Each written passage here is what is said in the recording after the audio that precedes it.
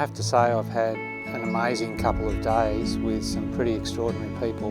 We've spent time sharing stories about people's connection to country. Often you might think that people who come from the conservation sector and people who come from the grazing sector may not have a lot in common. But in fact, when you scratch the surface and you spend some time talking with each other, I really feel strongly that we have this shared need to respond to these big changes that are happening in our world, from global heating, which is warming up the planet and making it really hard for people to graze and farm in our country and hurting a lot of people. And we know that we've got an extinction crisis of wildlife and that the health of our country is going down rather than up.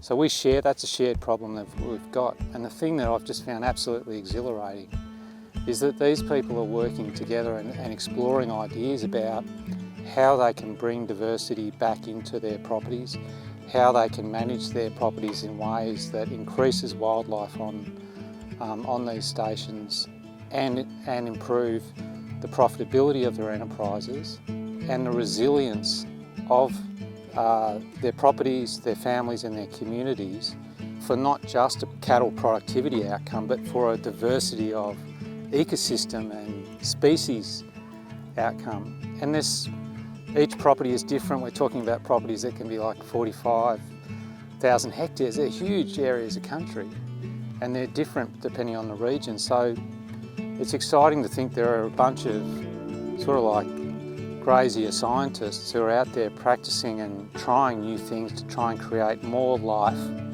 more nature and healthier properties. I think that's a really hopeful and exciting story.